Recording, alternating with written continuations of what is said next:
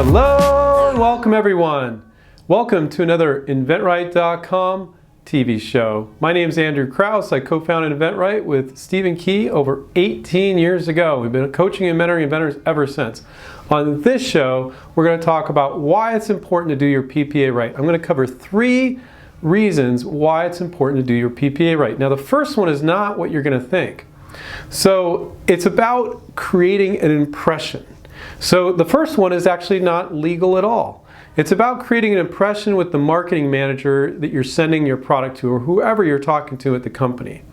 A lot of these folks, they really don't know what a good patent looks like. Now they might share it with legal or this or that, but while you're making an initial impression, having your PPA look professional so it's not done with crayons, because literally a PPA you could do it with crayons if you wanted to. You could make it do whatever you want because it doesn't have the formal requirements of a patent. It could be written in common English, you could use pictures, you could use drawings, but what you want to do is do a decent job of your PPA so you create an impression for that marketing person that's looking at it. They're looking at it and going, oh yeah, this looks passable, or are they looking at it going, oh, this is hokey? So you want them to look at it and go, this is passable, or oh, impressive.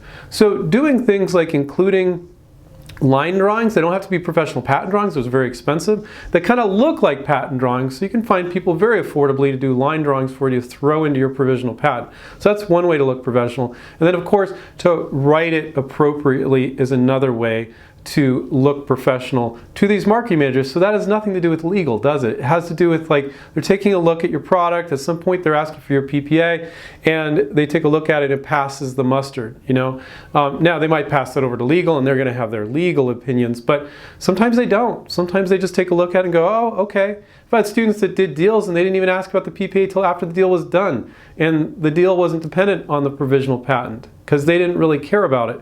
But they're like, oh, you filed? So it's important to create that important impression, you know, a good impression. So that's number one, creating a good impression by doing a decent job with your PPA. It creates an impression not just with any legal people that they're going to send it to, but with the marketing people. So that's probably not what you guys have thought for a first one. Second one, if the product is a really big hit, right? Nobody's going to go suing anybody or figuring out if the 1 year, because when you file a provisional, it gives you a year, then you can file a full utility. And when your patent attorney files the full utility patent and references the provisional, it's going to give you that original filing date for whatever you put in your provisional, right? So that's very important that you have that extra time. So if somebody did something in that time, you're covered for what you put in your provisional. So it's important that you put the right things in your provisional. I'll talk about that in number 3 too.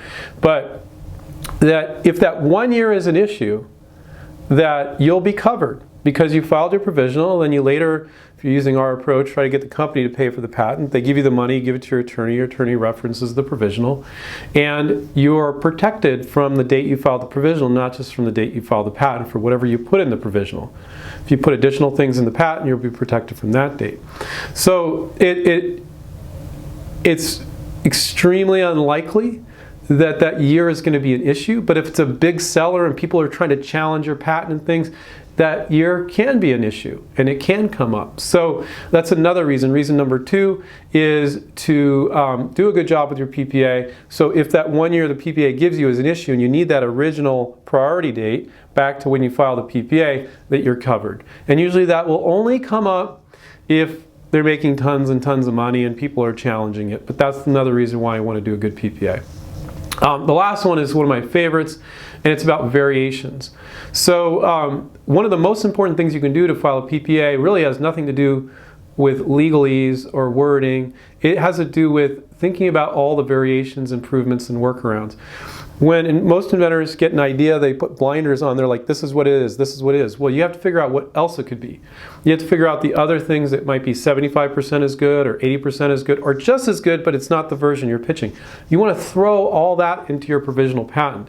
Now, a lot of inventors, they don't think about doing that. And then attorneys, when they, God forbid, if they just could file full utilities, you know, without having any interest yet, why when you can file a provisional. People do that all the time. If you already did that, no worries. But if you haven't done it yet, don't do it. File a provisional.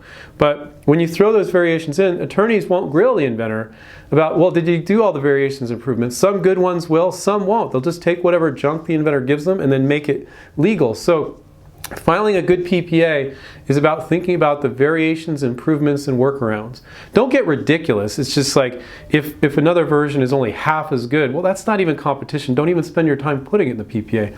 But if it's a viable variation or workaround or a different way of doing it, go ahead and throw it in the PPA. So it's very strong and important to have a good provisional patent application. So one, it's about creating impression not just with legal people, but with marketing people. And then two, if your product is a really big hit, that 1 year the provisional gives you might be an issue, and somebody might try to challenge it, and then you'll have your original priority date, and if you did a good job with your provisional, you'll have had the stuff in there that was needed for that timeline.